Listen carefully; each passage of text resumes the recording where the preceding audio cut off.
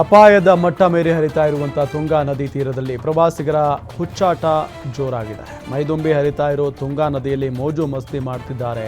ಶೃಂಗೇರಿಯ ಗಾಂಧಿ ಮೈದಾನದಲ್ಲಿ ಪ್ರವಾಸಿಗರು ಬೇಜವಾಬ್ದಾರಿಯಿಂದ ಅಪಾಯವನ್ನು ಆಹ್ವಾನಿಸಿಕೊಳ್ತಾ ಇದ್ದಾರೆ. ಯುವಕರು ತುಂಗಾ ನದಿ ಬಳಿ ಪಾಚಿ ಕಟ್ಟಿರೋ ಜಾಗದಲ್ಲಿ ಬೈಕ್ ನಿಲ್ಲಿಸಿಕೊಂಡು ಜೀವವನ್ನು ಲೆಕ್ಕಿಸದೆ ಫೋಟೋ ಶೂಟ್ ಮಾಡ್ತಾ ಇದ್ದಾರೆ. ಪ್ರವಾಸಿಗರ ನಿರ್ಲಕ್ಷ್ಯಕ್ಕೆ ಸ್ಥಳೀಯರು ಆಕ್ರೋಶ ವ್ಯಕ್ತಪಡಿಸಿದ್ದಾರೆ.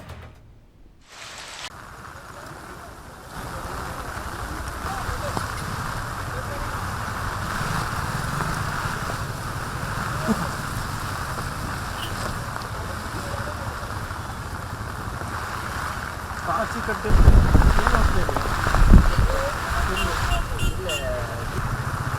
ಮೋದಿ ಮಸ್ತಿಗೆ ಮಾರ್ರ.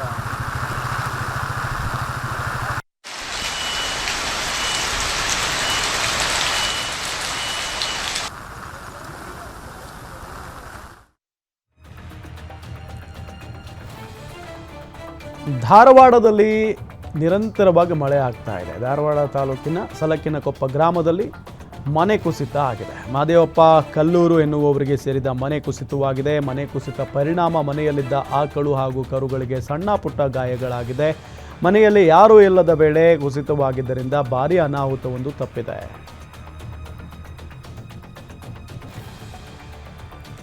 ಶಿವಮೊಗ್ಗದ ಶರಾವತಿ ಕಣಿವೆ ಭಾಗದಲ್ಲಿ ಧಾರಾಕಾರ ಮಳೆ ಹಿನ್ನೆಲೆ ಜೋಗ ಜಲಪಾತಕ್ಕೆ ಜೀವ ಕಳೆ ಬಂದಿದೆ. ಜೋಗ ಜಲಪಾತ ಭೋರ್ಗರೆದು ದುಮ್ಮುಕ್ಕಿ ಹರಿತಾ ಇದೆ.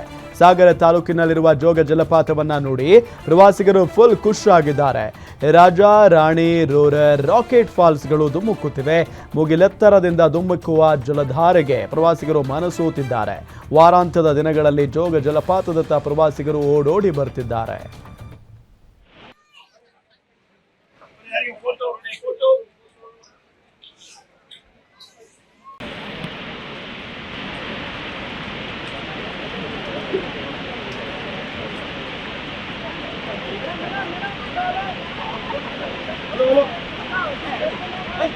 Hello, baby.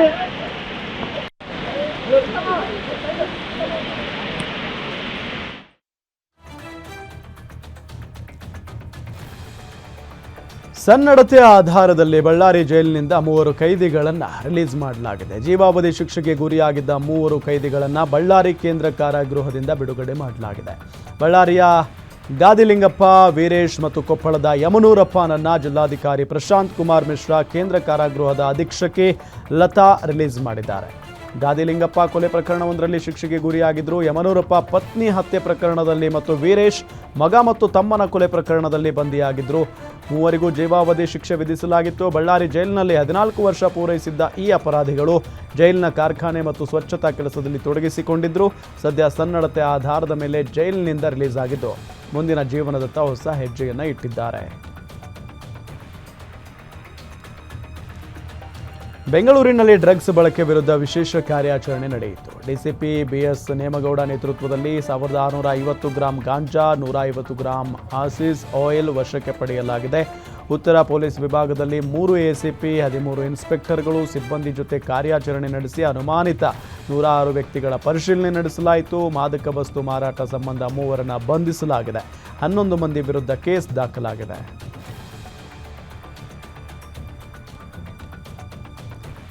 ನೆಲಮಂಗಲ ಸಿದ್ದರಬೆಟ್ಟ ಸಂಬಂಧಿಸಿದ ವಿವಾದಾತ್ಮಕ ವಿಡಿಯೋ ಪೋಸ್ಟ್ ಹಿನ್ನೆಲೆ ಪುನೀತ್ ಕೆರೆಹಳ್ಳಿ ವಿರುದ್ಧ ಎಫ್ಐಆರ್ ದಾಖಲಾಗಿದೆ. ಈ ವಿಡಿಯೋ ಸಮಾಜದಲ್ಲಿ ಕೋಮು ಸೌಹಾರ್ದತೆಗೆ ಧಕ್ಕೆಯುಂಟು ಮಾಡುವ ಸಾಧ್ಯತೆ ಇರುವ ಕಾರಣ ಪೊಲೀಸರು ಪುನೀತ್ ಕೆರೆಹಳ್ಳಿ ಹಾಗೂ ಸೂರ್ಯ ಪ್ರವೀಣ್ಗೆ ವಿಚಾರಣೆಗೆ ಹಾಜರಾಗುವಂತೆ ನೋಟಿಸ್ ನೀಡಿದ್ದಾರೆ. 3ನೇ ಹಿಂದೂ ಮಹಾಸಂಗಮಕ್ಕೆ ತಮ್ಮ ತಂಡದೊಂದಿಗೆ ಬರುವ ಇಚ್ಛೆಯನ್ನು ವ್ಯಕ್ತಪಡಿಸಿ ತಮ್ಮ ನಂಬರ್ಗೆ ಕರೆ ಮಾಡಿ ಹೆಸರು ನೋಂದಾಯಿಸಿಕೊಳ್ಳಿ ಅಂತ ಫೇಸ್ಬುಕ್ನಲ್ಲಿ ವಿಡಿಯೋ ಪೋಸ್ಟ್ ಮಾಡಿದ್ರು. ದಾಬಸ್ಪೇಟೆ ಪೊಲೀಸರು ಈ ಪ್ರಕರಣವನ್ನು ಗಂಭೀರವಾಗಿ ಪರಿಗಣಿಸಿದ್ದಾರೆ. ಕಠಿಣ ಕ್ರಮ ಕೈಗೊಳ್ಳುವುದಾಗಿ ಪೊಲೀಸ್ನವರು ತಿಳಿಸಿದ್ದಾರೆ.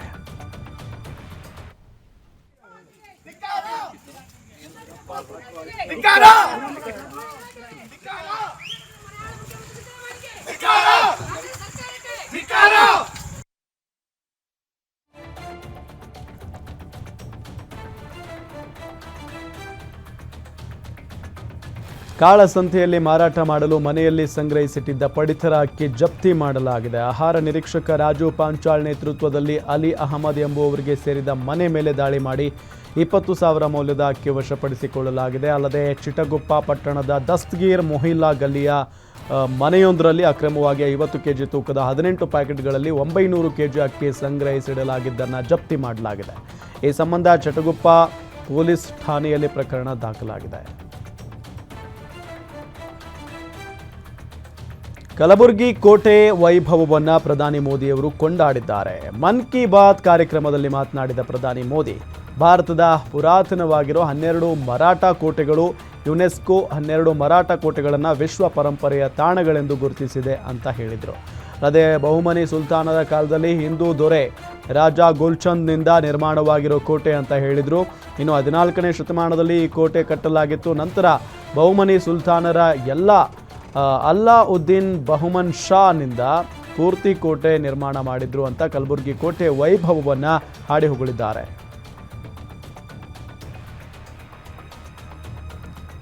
ಮಳೆ ಬರ್ತಿದ್ರು ಜೋರಾಗಿ ವಾಹನ ಓಡಿಸಿದ್ದಕ್ಕೆ ಬೆಂಗಳೂರಿನ ಬಗ್ಗೆ ನಾಲಿಗೆ ಹರಿಬಿಟ್ಟ ಮಹಿಳೆ ವಿರುದ್ಧ ನೆಟ್ಟಿಗರು ಫುಲ್ ಕ್ಲಾಸ್ ತೆಗೆದುಕೊಂಡಿದ್ದಾರೆ. ಇದೀಗ ತಾನೇ ಮಳೆಯಲ್ಲಿ ಹೊರಗೆ ಹೋಗಿ ಬೈಕ್ನಿಂದ ಬಿದ್ದಿದ್ದಾಳೆ. ನೇಹಾ ಬಿಸ್ವಾಲ್ ಎಂಬ ಯುವತಿ ಬೆಂಗಳೂರು ಬಗ್ಗೆ ಅವಾಚ್ಯವಾಗಿ ನಿಂದನೆ ಮಾಡಿದ್ರು. ಬೆಂಗಳೂರಿನ ಮಳೆ ಬಗ್ಗೆ ಮಾತನಾಡಿ ಕನ್ನಡಿಗರ ಕೆಂಗಣ್ಣಿಗೆ ಗುರಿಯಾಗಿದ್ದ ಯುವತಿ ತಾನೇ ಜಾಲಿ ರೈಡ್ ಹೋಗಿ ಬಿದ್ದಿದ್ದಾಳೆ. ಮಾಡಿದ್ದುಣ್ಣೋ ಮಹಾರಾಯ ಅಂತ ನೆಟ್ಟಿಗರು ಕಾಮೆಂಟ್ ಮಾಡಿದ್ದಾರೆ.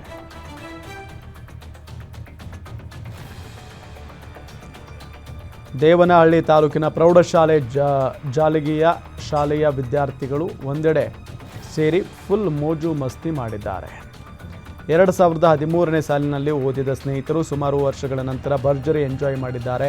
ವ್ಯಾಸಂಗ ಮಾಡುವ ಸಮಯದಲ್ಲಿ ನಡೆದ ಸಿಹಿ ಕ್ಷಣಗಳನ್ನು ಮೆಲುಕು ಹಾಕಿ ಎಂಜಾಯ್ ಮಾಡಿದ್ದಾರೆ. ಅಲ್ಲದೆ ಕೊನೆಯದಾಗಿ ಫೋಟೋ ಸೆಷನ್ ಮಾಡಿಸಿ ಪರಸ್ಪರ ಶುಭ ಹಾರೈಸಿಕೊಂಡಿದ್ದಾರೆ.